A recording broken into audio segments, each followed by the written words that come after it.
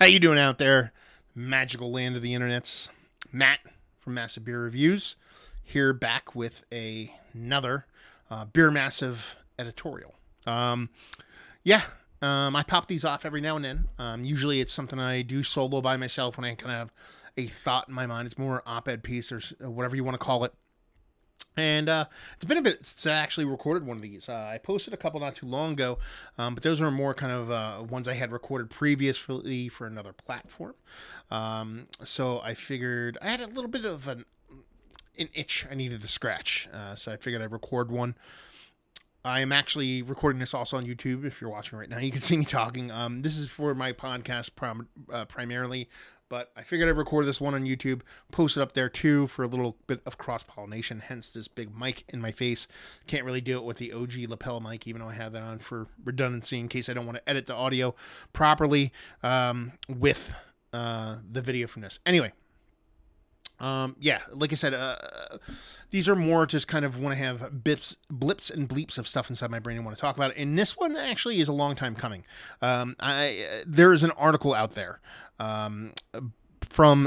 it's actually on Good Beer Hunting. If you've never been to the website, that's kind of weird because if you're watching a YouTube channel or listening to a beer podcast, then chances are you know what Good Beer Hunting is. But a gentleman by the name of Chris Herron, he's the CEO and co-founder of Creature Comforts Brewing in Athens, Georgia. Quite a popular brewery. We get their stuff up by me. When I was in Pennsylvania, I don't know if they actually distribute it in Jersey, but they're quite popular. Anyway, he wrote an article almost about a year ago. This is August. He wrote it in May of 2017. This is August 2018. And it was a kind of an article kind of his insight into what AB InBev is doing when it comes to their acquisition of craft beer. The name of the article was Watch the Hands, Not the Cards, The Magic of Mega Brew. Like I said, you can go check that out. Just type that into Google. You can go read the article on Good Beer Hunting, as you should. But I'm going to synopsis some of it because it kind of my idea of what's going on with beer at the moment is kind of tied to this loosely. So basically the whole gist of it, and just to give you a little bit of background, he brings a unique perspective to the article in that he actually worked for Big Beer for quite a while. He worked for Miller Brewing Company. He worked for Diageo, which pretty much owns like every liquor company in the history of mankind, and worked on both ends of the spectrum. So he's lived in that world of big beer. And he breaks it down like this, and he goes into a multi-level thing in his article about brand equity, goodwill, and impairment charges when it comes to kind of branding and how that all affects beer, big beer, and what they that's the big three as far as how they think about beer and how they kind of evaluate beer. And he goes into multiple different things in this article. He goes into distribution networks and buying up resources and all kinds of other things. But for the sake of this article, we're going to kind of focus in on one specific idea that he has. And that is the idea. And it's he has the insight, so it kind of makes sense. But it's very interesting and it makes sense in that big beer buying up craft beer wasn't so much that they were trying to sneak a fastball by you. They weren't saying, oh, okay, we're going to buy craft beer and then we're going to sell it and you're not going to know we're making it. You're going to drink it and fooling you kind of thing. His argument was one part of his argument, what we're going to focus on in this podcast, is that like Budweiser is a premium product. As far as Budweiser is concerned, it's a premium product, and Budweiser in itself, the beer and their high-end Bud and beers like that, what they consider high-end, I shouldn't say high-end, their premium category, because they actually have a high-end. Their premium category, Bud, is being devalued by craft beer. So by that, I mean, you're like, no shit, Sherlock. By that, he means is that, you go out and buy a 6-pack of Bud for $8. But if you go buy, insert a craft brewery here for $12, the gap between Bud and that craft brewery is too big for Bud to be considered a premium product. So if it loses its luster as a premium product, then it ends up losing a lot of money because its equity, its brand equity basically gets kind of drummed down into nothing. And then over time, it basically ends up becoming a middle of the road product. And that's no good for Budweiser. Like that's where they make their money. So yeah, you know, for them to go off and buy a brewery that costs $15 million, while Bud makes them billions of dollars, they're more worried about Bud losing money than them making some money from the craft end of things. So, but the long form thought process that most people had when it came to kind of big beer buying craft beer was, okay, they're trying, as I said before, kind of sneak one past you, going, okay, I'm going to buy Goose Island, I'm going to buy Wicked Weed. You kind of know these brands already, and then you're going to buy it, and then I'm going to make money because you don't know Bud's making it. His argument is, well, let us buy Wicked Weed, let us buy Goose Island, let us use our resources, our mega buying power, our distribution network, all the things we have at our utilization. You know what I mean? Smaller staffing, streamlining the process, cutting off all the grizzle and fat, and be able to take that beer that was originally a $14, $15 six-pack of beer, and now let's reduce that down to $10, $11 a six-pack. When you do that, then with Bud being at $8 to $9 a six-pack, it doesn't look as much of an inferior product. So you have this kind of, this almost like, since both ends are coming closer together, there is no big gap. It ends up looking like Bud doesn't look that bad anymore. You go, okay, well, Bud is kind of like a lower end premium beer now because it's not, that gap's not so big. It's just not the next level down. It's not like going from craft to Bud and then like Coors or Keystone Light or something like that. There's like tiers to it. So at that point, what Bud does, and again, we're not dealing with the super nerd, nth degree, super nerdery beer people here. We're talking about people that like craft, drink craft, do all that stuff, but don't have a problem with floating back and forth between both worlds. It makes sense to them again, because for two things. One, if there's not a big of a jump going from Budweiser to the next beer, or conversely, there's no problem with you trading down and going down to Budweiser because it's like, it's not that bad of a beer. It's comparable, at least in price point, and that makes sense. I've always paid $8-9 for a six pack, and this beer's this beer's only like $10-11. It's kind of the same thing, and that's kind of his argument. Crappily made by myself, a little bit of synopsis. It's way more in depth. Like I said, it's probably one of the better reads you got to read. Go back and read it. Like I said, even over a year old, it kind of rings true.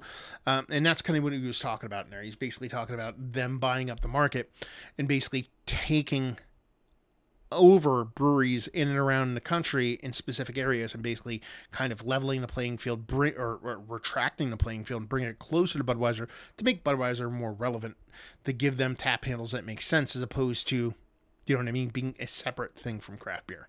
Now, what I've seen is the weird part about it, and this is the stuff that's been picking at me in the whole kind of cusp or whatever you want to call it, impetus for the whole conversation is I kind of see it happening on the other end of things. Now, I don't think it's driven by this article because I think this article came out after it started happening. Maybe other people viewed it, or other people had the idea of doing it, or other people knew about this kind of structure and way to kind of manipulate the market, for lack of better things. But I see this actually happening on the craft beer end of things, but I see nobody really talking about it. And by that, I mean, when you talk about craft beer the way it is today,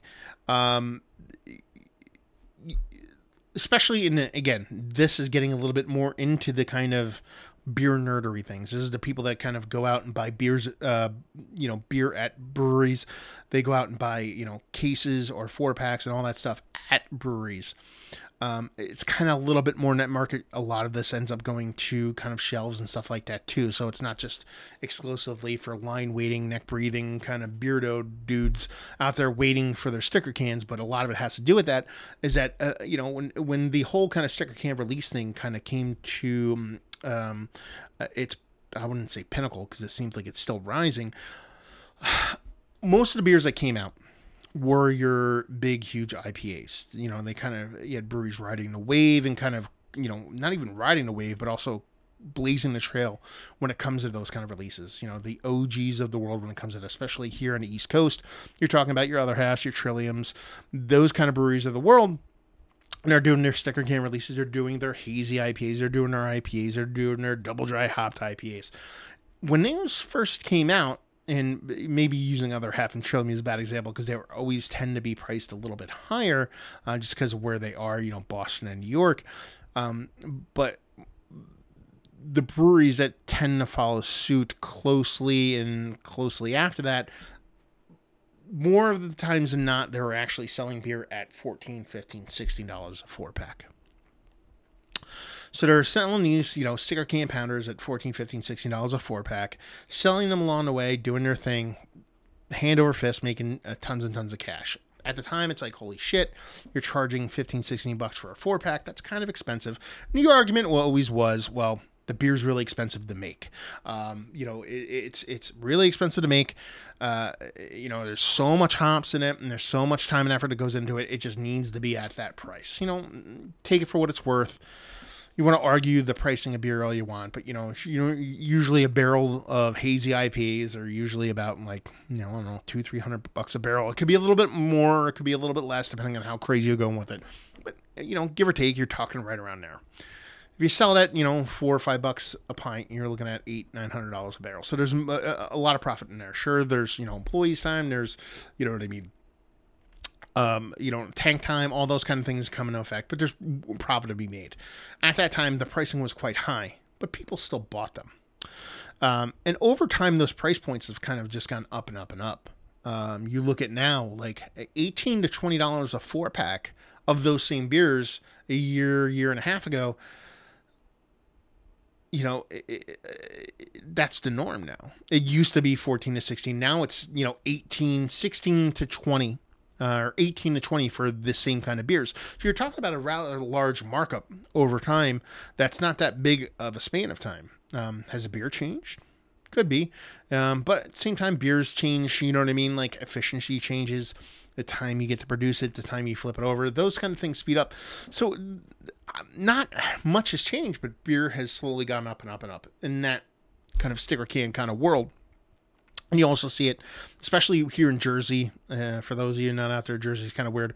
A bulk of the stuff that's produced in Jersey hits shelves, just the way it works. So we do see a lot of stuff in the shelves here, but they end up coming in at a higher price point.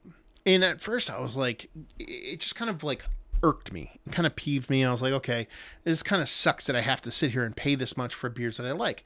More times than not, I wouldn't really indulge all that much. Sure, every now and then I'd buy some, but more times than not, I kind of look for something that was comparable from another craft brewery, a local one or something like that, that was just kind of like in line with what, I believe. And again, that's the subjective part of it. I believe is a little bit more kind of consumer-friendly pricing.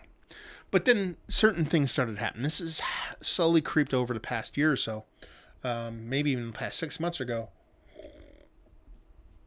or so, is that I've seen these breweries start to pump out original beers. By original beers, I mean smaller beers, OG style beers, Kolsch's and Pilsners, and like small little sub 4% pale ales or sub 5% pale ales, so like clear, crisp,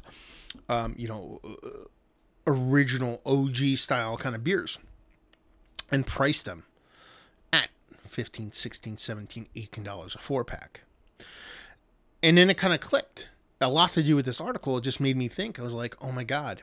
Like the same argument that Chris was making about taking that Budweiser product and not, raising the price. They don't want to raise the price because their consumer base is so used to that price point, but buying a craft brewery and retracting that price, slowly moving that price down to get closer to Bud, validates Budweiser. It almost seems like a lot of these kind of sticker can breweries are coming out with these smaller, way less ingredient, sometimes at the same time, sometimes a little bit more time, but way less overhead beers. And they're pricing them very close to what they're producing in the more kind of heavy overhead, big hazy kind of sticker can IPAs and stouts. And to me, it's the exact same process that's happening. And then, in order for Budweiser Bud InBev to validate Budweiser by bringing those places closer, those breweries have raised their prices so much now they could be like, oh, we can charge $16 for this Pilsner because we are said brewery. And it's so weird because you look at these breweries and they admonish, Budweiser, and they bash on them for this reason, and they should.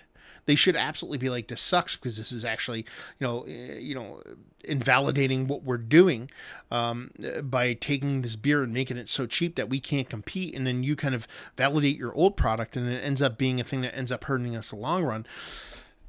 That they end up taking the beer they have and separating it more from what Budweiser is doing. Now, you could argue that they're doing that because they're trying to widen the gap between craft beer, and they're trying to widen that gap between what they do, their Pilsner, their Kolsch, their smaller pale ale, which is essentially based off of these kind of original styles that some of these Budweiser beers are produced off of, and widen the gap so that gap gets bigger, so that it ends up hurting Budweiser in the long run. But what it ends up hurting is the consumer in the long run. I understand the want to keep lights on. That is a real thing. You need to be able to do that. But you can't look me straight in the eye and say, here's a 4.5% Pilsner. Give me $18 for this 4-pack. That's fucking crazy pants talk. You know what I mean? That's crazy fucking pants talk. Sure, you can look at it from the far right, Trumponian, whatever you want to call it, take it for what it's worth, kind of, I want to make max profits in everything I do kind of life, to where it's be like, hey, I can charge whatever I want because I will eventually sell it, and it is what it is. But there is also a little bit of, I don't know, there should be a little bit of kind of conscience to the product. I'm not trying to be grandiose saying that I am just the most well-tuned tuning fork when it comes to moral and ethics, although I would say I am. But it's also a matter of, you can't preach the kind of down dirty, filthy, craptastic things that Big Beer does. You can't be like, they suck because they do this, they suck because they do that, and they are just trying to hurt us, the craft beer brewer who is trying to do things properly, who's trying to do things in a way that's right and it's clean and it's good, and we don't stand for this big man mentality, but then just go, okay, I'm just going to try to make as much money as I possibly can. You can't argue both sides of those things. Same way I said about the ingredient portion of the show. You can't be like, oh, well, we're charging so much. We're charging $20 now for our hazy IPAs. There's so much ingredients in them, and it's so hard to make. And then go, here's our Pilsner. Oh, but we're a crap brewery. You want to pay $18 for Pilsner. I'd be like, you just told me this is expensive because of all the overhead. But then that Pilsner doesn't have the same overhead, but you want to charge close to the same price for it. Be like, it's weird. It's a weird kind of dichotomy to it, because it's like you can't live on both ends of the spectrum, and it just seems like that's the way things are going. I've walked into, I had my buddies bring me a 4-pack, and it happened to be a Pilsner from Other Half and Trillium did one, and that was $16, and I went and I tried to buy a 4-pack of Pilsner from Three's Brewing. I get another New York brewery, but I am in Jersey, so that's what I get in a shelf off the counter. And I picked it up, and it rang up as 17 and change. Again, that could be a markup from the actual a place they bought it from, but I looked it online. It's not that out of skew. It's 17 and change. Same thing. And I got a pale ale, a small little clearish nothing too crazy, sure, a little hopped kind of pale ale that was 4.2% from Interbrewer Brewing that he wanted $18 for at the bottle shop. I was trying to get it again, markup. It's in a bottle shop and things, but it wasn't. I looked it up. It's not that big out of skew what the brewery cost charged, and it's just it's a weird thing, and it just kind of threw me off because I thought there was a big stink about this article. I thought it made sense. I thought it made so much sense, and I saw so many smart and intelligent people in the industry that looked at this article and that looked at it as a kind of, not necessarily a breakthrough, but as a fresh, clean perspective on how to look at big beer manipulating and doing things to the craft beer community. Not necessarily the uber 1%ers, but the craft beer community as a whole, and trying to manipulate them in a way to suit their needs. And I just don't see the difference between that and what a lot of these smaller breweries are doing with their price points and how they're kind of trying to validate their smaller beers by pricing the way their bigger, more heftier beers. Yeah, it just kind of bums me out, to be perfectly honest with you, because it just doesn't need to be that way. In a perfect world, again, we're talking about a little bit of, unicorn farts and sugar and rainbows here about everything being right. But it's just, you have a big company like AB InBev kind of bash and try to, talk about brewing beer the hard way and doing it right, and having another side fight so hard against it, but at the same time do the same things, live along the same guidelines, but in a totally other end of the spectrum. It just kind of makes you kind of bummed about it. You know what I mean? And it's just one thing I always kind of wondered if other people saw it that way, if other people looked at this and were like, okay, I can see this happening, because there's undoubtedly, there has to be people out there. Listen, beer's crazy right now. I know people that wait in line for these $20 hazy IPAs that they go apeshit, and that's fine. There's nothing wrong with that. You know what I mean? If that's what you want to buy in the end, you are skewing the market based off of your whatever. But if you want to do that, that's fine. But there is undoubtedly a price divide happening, and it seems like the consumer themselves are stuck in the middle. How much higher, how much bigger a divide can happen to where it's like, okay, now Budweiser's in their bits and pieces and who they own are so low, and then craft beer is so high. Where does the consumer fit in? Where does the person that actually gives a shit fit in? Now, again, you could do that, as I said before, the kind of, right wing kind of like, hey, you can't afford it, don't drink it, and it'll find its level, and you do what you can afford and choose what you want to do. But that's never where beer has been. You know what I mean? Beer has always been kind of the everyman thing. It's been outside of wine. It's been outside of like hoity-toityness. It's always been a thing of kind of it's non-exclusive. It's always been approachable. It's always been gettable.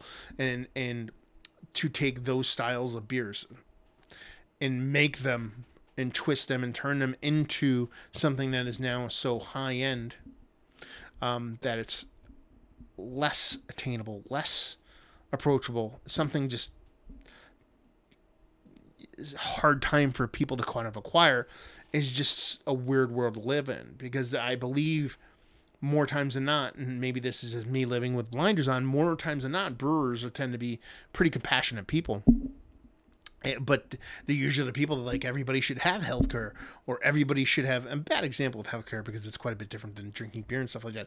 But it tends to be a little bit more of kind of like a scratch my back, scratch your kind of thing. And it seems like with beer, the way it's heading now, especially with the brewers kind of skewing towards those smaller styles, it tends to seem like they're just setting it up for a bit more of a max profit situation, because that's the new thing. The Pilsner, the Kolsch, the smaller beer, your Keller beers, those beers, they are going to be the beers that brewers are going to sell you in the next several years. That's what they're skewing. You see it already. They're setting you up for it. They're doing it. They're making that. They're showing it, and they're doing it in a way to where it's the popular beer for good reason. They're really tasty beers. They're really delicious beers, but they're really tasty, delicious beers you drink an afternoon with your friends and hang out and have a good time. They're not a $20, $16, $18, $20 4-pack you buy and sip in the corner while talking about the nuances and all the stuff. Sure, I'll do that shit online because that's what I do, but that's not what those beers are for. And it seems like a lot of those breweries are skewing those beers that way. They're making them at that price point to kind of validate them as a high-end, kind of uber exclusive kind of beer, when they shouldn't be done that way. You know what I mean? Just because you can do something doesn't mean you shouldn't. It's science. It's like I made this old Patton Oswalt joke. It's like, I'm science. I made airborne cancer airborne and contagious. Not about shoulda, it's about coulda. No, it's not about that. It's not about coulda. It's about shoulda. And it just seems like a lot of breweries should take a page out of their own book. Look back at the arguments they've made about beer, big beer coming at them and trying to hurt them and trying to kind of take their piece of the pie that they've well-deserved worked for and should have, and have this big company come down and kind of take that and then be like, oh man, it sucks. They're just trying to do me dirty. But you're doing a lot of people dirty by, you know what I mean, taking these old school styles. Again, I keep saying Pilsner Kolsch, Keller beer, the whole nine, all those old school styles. You start putting those in cans and you start charging 16, or I shouldn't say start, you're charging 16, 17, $18 for these beers. You're doing nobody in the beer community good. You're just doing your pockets good. You're doing your bank accounts well.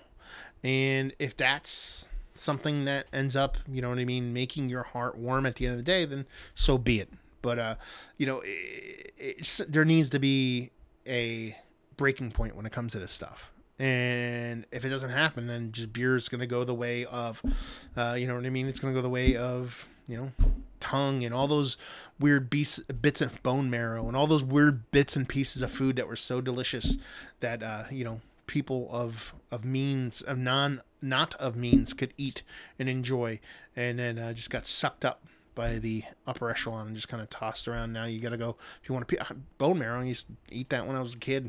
My mom would make it and it was delicious. Now I got to go pay some guy $80 at some restaurant with umlauts on it in order to get even a taste of it. But anyway, personal history aside, breweries, look at what you're doing when it comes to these smaller beers. Take your hazy double IPA, super lactose adjunct wine graped craziness.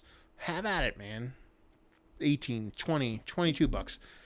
But those smaller, traditional, chuggable, sessionable summer styles, please look at yourself in the mirror. Don't do it. Be good. Charge what you're supposed to charge. Don't try to fleece the people that pay your bills. Do them good. Do them solid. Do them proper. Don't do them dirty. And just, you know, be honest about what you charge and what you're doing. Try not to just make it all about a buck. At the same time, you know, if you have those prices where they need to be, if you charge, you know, to go back full circle, if you charge, you know, for a 4-pack of Pounders, if you charge $11, if for a 4-pack or a 6-pack of 12-ounce cans, you charge $12, you're still going to make a lot of money on those beers, but you're going to bridge the gap between Budweiser and you and your upper beers, and you're going to do them way more harm than the people actually buying your beers. You're going to end up hurting the person, damaging the person that you should be trying to focus on instead of yourself and your pockets. You should focus on that and really, you know, step back and see where your pricing structure is on some of your beers and understand that you know, that 4% lager at $17 a 4-pack does nobody good except for your pockets and Budweiser, and does nobody good in between. So there you go. A little bit of heavy opinion stuff. That wasn't even like editorial stuff. Usually I get a little bit more kind of whatever, but that's just more like, God, I just hate seeing $16 4-packs of Pilsner, man. That's just crazy, man. So there you go. Little short, diatribe on pricing and structure, and a little bit of kind of juxtaposition to that article from Chris Heron. Him talking about how Budweiser bringing beers down and buying craft beer and lowering their prices and getting closer to Bud of LA. Bud, my kind of counterpoint to that is these high-end brewers producing these smaller beers and pricing them closer to the double IPAs to kind of validate that lower beer's price. It's the same thing, different song from two different ends of the spectrum. But from my perspective, maybe because I'm in it, from my perspective, I feel like the brewers have a little bit more kind of conscious in the game, and it feels like maybe there should be a little bit more of a refocus of the price points at which these beers are coming out and how they're sold and how they reach the consumer. Because the way it's going now, like I said, in the end, it just hurts the middle. It doesn't hurt, you know, it doesn't hurt either end of the spectrum. It's your 1% versus your 99, and I don't think that helps anybody in the long run. So there you go. Hopefully you guys enjoyed this little editorial. Let me know if you did. Like I said, I'm going to post this I'm actually going to post it on my YouTube channel too. You can go check that out, Massive Beers. But this is, like I said, is predominantly recorded for the podcast, but vice versa. If you want to check that out, you can go check out the YouTube channel for a whole bunch of beer content, mostly review stuff, no gradings, just kind of talking about beers in general and stuff like that. And on the other end of the spectrum, if you're watching this on the YouTubes, you can go check me out on the podcasting end of things, doing Beer Massive, do opinion pieces like this, do roundtables with a bunch of friends, do a bunch of brewer interviews. Go check that out. So if you have any questions about what I've said, or you have any comments, or if you have a rebuttal, or if you'd like to talk about it, please reach out, whether it be on social media, Instagram, Facebook, Twitter, all that stuff. Massive Beers and Beer Massive, two separate channels. If you want to shoot us an email, massivebeers@gmail.com, and just let us know what you think. Let us know if I'm right, wrong, somewhere in between, totally you missed the mark, or you think I'm onto something. Anything to start a conversation, always down for it. So reach out to us. Let us know what you think. Talk to you later. Cheers.